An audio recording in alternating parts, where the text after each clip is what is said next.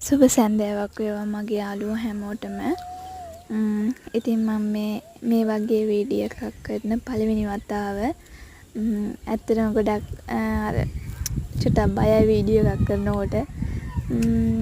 ඉතින් මම ඔය ගෙදරට ගේන අපේ ගෙදරට ගේන එළවලු වලින් තමයි ඔය මන් ටිකක් වගා කරන්න පටන් ගත්තේ.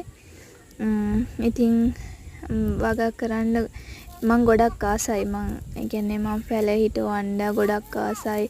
උදේට නැගිටින්නේ පැල උදේම නැගිටලා ටක් ගාලා ගිහලා බලන්නේ මුකුත් නෙමේ පැල කොහමද ඒකේ ගෙඩියක් හරි ඇවිල්ලාද මලක් හරි ඇවිල්ලාද කියලා තමයි මං ටක් ගාලා ගිහලා බලන්නේ.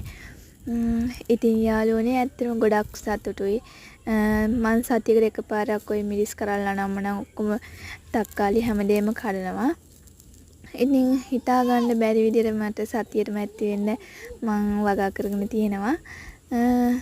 තිබ්බටු මාළු මිරිස් තක්කාලි දැන් වම්බටු වගේක් දාලා තියෙනවා. තවන් දාලා මං දැන් ටික ටික හිටවගෙන යන ගමන් ඉන්නේ.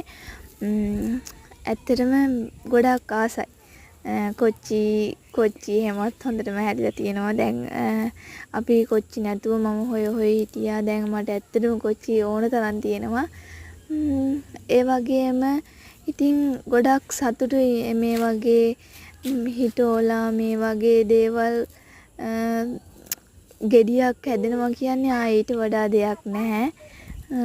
ඇත්තටම කියලා වැඩක් නැහැ ඒක නම්. ඒ කියන්නේ මං වගේ හිතන හැමෝටම ඒ සතුට දැනෙනවා ඇති. ඉතින් දැන් අපි ඔය මමත් මිරිස් පැල ගෙනල්ලා එහෙම නෙමේ කරන්නේ. මම ඔය ගෙදරට ගේන වේලිච්ච මිරිස් කඩලෙන් ගන්නවා. ඒකෙන් ඇට 2-3ක් අරගෙන තමයි තවන් දාන්නේ එහෙම. මම සල්ලි වලට